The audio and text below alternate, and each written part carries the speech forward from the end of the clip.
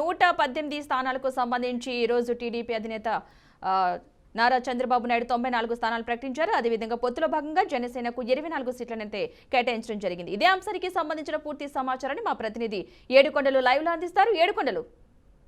Thank you. ఈరోజు కొద్దిసేపటి క్రితమే అటు టీడీపీ జనసేన సంయుక్తంగా తమ అభ్యర్థులను ప్రకటించాయి. అయితే ఇందులో టీడీపీ 94 స్థానాలు, అలాగే ఇటు జనసేన సంబంధించి 24 స్థానాల్లో ప్రకటించినటువంటి పరిస్థితి. అయితే 24 స్థానాలకు గాను కేవలం 5 స్థానాలు మాత్రమే పవన్ కళ్యాణ్ ప్రకటించారు. మిగిలిన 94 స్థానాలు కూడా చంద్రబాబు నాయుడు ప్రకటించారు. ఒకసారి మనం చూస్తే శ్రీకాకుళం బెండలం అశోక్, అలాగే శ్రీకాకుళం ఉన్నటువంటి కింజరపు అచ్చెన్నాయుడుకు టెక్కల నియోజకవర్గం నుంచి స్థానం కల్పించారు. అలాగే కోనం రవికుమారు శ్రీకాకుళం జిల్లాకు సంబంధించి, అలాగే విజయనగరం జిల్లాకు సంబంధించి కొండూరు మురళీమోహన్కు స్థానం కల్పించారు. అలాగే అరకుకు వచ్చేసరికి అరకులో ఉన్నటువంటి 3 అసెంబ్లీ స్థానాలకు సంబంధించి తొయ్యక జగదీశ్వరి, అలాగే విజయ బెనల, అలాగే గుమ్మడి సంజయ్ రాణి, ఈ ముగ్గురు అరకు నుంచి పోటీ చేస్తున్నారు. అలాగే విజయనగరం జిల్లాకు వచ్చేసరికి విజయనగరం జిల్లాలో సుమారు 3 స్థానాలు అయితే మరొక 3 స్థానాలకు ప్రకటించారు. మొత్తం మీద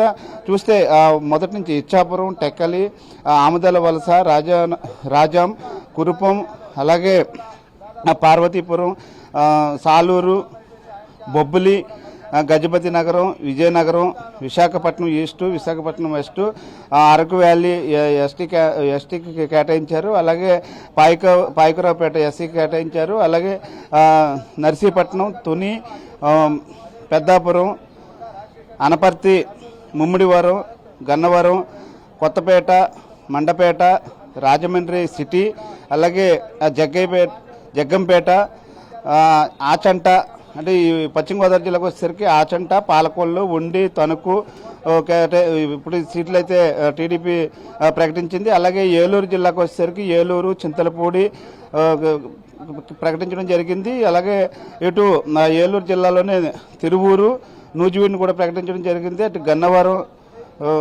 Gannavaram, Gudivada, Pedana, Machilipatnam, Pamarru, Vijayawada central, Vijayawada east, Vijayawada west మాత్రం అది ఇక ఏదైతే జనసేనకు సంబంధించి కేటాయించారని చెప్పి తెలుస్తుంది. అయితే అభ్యర్థిని మాత్రం ఇంకా ప్రకటించలేదు. అయితే మరోవైపు చూస్తే ఇటు ఎన్టీఆర్ జిల్లాలోని నందిగామ, జగ్గయ్యపేట, ఇటు గుంటూరు జిల్లాకు వచ్చేసరికి తాడికొండ, మంగళగిరి, పొన్నూరు, వేమూరు, రేపల్లె, ఇటు బాపట్ల జిల్లాకు వచ్చేసరికి రేపల్లె, బాపట్ల, పత్తిపాడు, చిలకలూరుపేట, సత్తెనపల్లి ప్రకటించడం జరిగింది. అలాగే వినుకొండ, మాచర్ల ఈ వంటి మొత్తం 94 స్థానాలకు గాను ఇటు ఒంగోలు, కొండేపి, కనిగిరి, కావలి, నెల్లూరు రూరల్, గూడూరు వంటి మొత్తం అన్ని ప్రకటించగా ఆఖరి స్థానంలో మాత్రం ఏదైతే ఇది కుప్పంకి చంద్రబాబు నాయుడు సీటు కేటాయించడం జరిగింది. ఇదంతా కూడా సంయుక్తంగా కలిసికట్టుగా ఈసారి ఏదైతే వైసీపీ ప్రభుత్వాన్ని ఇక్కడ కనుమరుగు చేసే విధంగా పనిచేస్తున్నామని, అందరూ కూడా కలిసికట్టుగా పనిచేయాలని, ఏదైతే 24 స్థానాలు జనసేన తీసుకుందో 24 స్థానాలు కూడా ఖచ్చితంగా 100% గెలిచి తీరుతామని, కాబట్టి అందరూ కూడా సమన్వయంగా పనిచేయాలి. ఎవరు కూడా ఈ ఓటు బ్యాంక్ ఏదైతే ఉందో కాపు సామాజిక వర్గానికి చెందినటువంటి ఓటు బ్యాంకు బయటకు వెళ్లకుండా చూసుకోవాల్సినటువంటి అవసరం ఉందంటూ కూడా పవన్ కళ్యాణ్ ప్రకటించారు. అయితే ఈరోజు మాఘ పౌర్ణమి పురస్కరించుకొని 24వ తారీఖున ప్రకటిస్తామంటూ ముందుగానే చెప్పిన విధంగా ఇటు జనసేన 24 స్థానాలు, అలాగే టీడీపీ 94 స్థానాల్లో ప్రకటించింది. అలాగే 3 జనసేనకు 3 ఎంపీ స్థానాలు ఇస్తున్నారని, ఈ 3 ఎంపీ స్థానాలతో పోల్చుకుంటే 40 స్థానాల్లో మనం పోటీ చేస్తున్నామంటూ కూడా జనసేన అధినేత పవన్ కళ్యాణ్ ప్రకటించారు. అయితే ఇప్పటికే జనసేనకు సంబంధించి కొంతమంది అసంతృప్తులు ఎవరైతే ఉన్నారో వారంతా కూడా పార్టీని మారుతారనేటువంటి ఒక సంకేతాలు అందడంతో ఇప్పుడు ముందుగానే ఈ అన్నిటికి కూడా సంబంధించి అందరితోనూ కూర్చొని ఏదైతే మరలా టీడీపీ ప్రభుత్వం అలాగే జనసేన ప్రభుత్వం కలిసి వచ్చినప్పుడు ఇప్పుడు ఎవరైతే ఆశావాహులు ఉన్నారో వారందరికీ కూడా న్యాయం చేస్తామని, నామినేటెడ్ పోస్టులు కానీ, అలాగే ఈ కార్పొరేషన్లకు సంబంధించినటువంటి పోస్టులు కానీ, ఇతర ఎమ్మెల్సీలకు సంబంధించినవి, రాజ్యసభకు సంబంధించిన అందరికీ కూడా ఖచ్చితంగా సమన్వయం చేస్తామని, అందరినీ కూడా సంతృప్తి పరుస్తామంటూ కూడా ఇరు పార్టీలు కూడా కూర్చొని అసంతృప్తులు ఎవరూ లేకుండా ముందుగానే ఒక ప్లాన్ ప్రకారం అన్ని కూడా సరిచేసిన తర్వాత మాత్రమే ఈ యొక్క లిస్ట్ ప్రకటించామని చెప్పేసి చెప్తూ ఉన్నారు. అయితే